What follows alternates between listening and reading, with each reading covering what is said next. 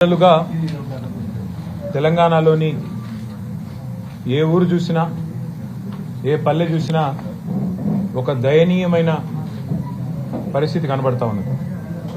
ఎక్కడ చూసినా మరి తండోపతండాలుగా రైతులు వారి కుటుంబ సభ్యులు ఇవాళ చాంతాడంత లైన్లలో నిలబడి ఎక్కడికక్కడ అవస్థలు పడుతున్న కథ పరిస్థితి చాలా దయనీయమైన దృశ్యం దేశం మొత్తం చూస్తా ఉంది, రాష్ట్రం మొత్తం కూడా చూస్తా ఉంది.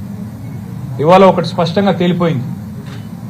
ఈ రాష్ట్ర ప్రభుత్వానికి చిల్లర రాజకీయాలు చేయడం తెలుసు, బురద జల్లడం తెలుసు, కానీ ఒక్క పని కూడా పనికొచ్చే ఒక్క పని కూడా చేత కాదు అనేది స్పష్టంగా తేలిపోయింది.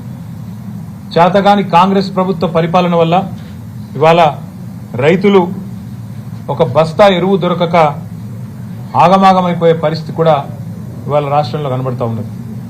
చివరికి పంట అమ్ముకోవాలి, పంట కొనాలి ప్రభుత్వం అంటే రైతులు అధికారుల కాళ్ళ మీద పడే దుస్థితి. అట్లాగే ఇవాళ ఎరువుల బస్తాల కోసం కూడా మరి ఎక్కడికక్కడ రైతులు కాళ్ళ వేళ్ల పడి అధికారులను బతిమలాడుకునే ఒక దయనీయమైన పరిస్థితి రాష్ట్రంలో కనబడతా ఉన్నది. అధికారుల కాళ్ళు పట్టుకునే దౌర్భాగ్యమైన పరిస్థితి ఇవాళ రాష్ట్రంలో కనబడతా ఉంది.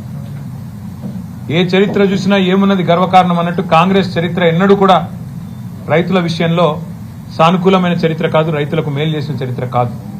ఇవాళ కూడా మళ్ళీ ఒకసారి ఆనాటి రోజులు తెస్తాము అనేదైతే మాట ఇచ్చిందో కాంగ్రెస్ పార్టీ, దానికి అనుగుణంగానే మరి ఆనాడేవైతే అర్ధరాత్రి బాయికాడ వండుకునే దుస్థితి ఉండెనో ఇలా మళ్ళొక్కసారి చివరికి ఒక మహిళా రైతు ఎరువుల దుకాణం కాడ అక్కడ తెల్లారగట్టనే పోయి పండుకునే దుస్థితి, దుకాణం ముంగట వండుకునే దుస్థితి కూడా ఇలా తెలంగాణలో కాంగ్రెస్ ప్రభుత్వ గొప్పతనం మూలన కనబడతా ఉన్నది.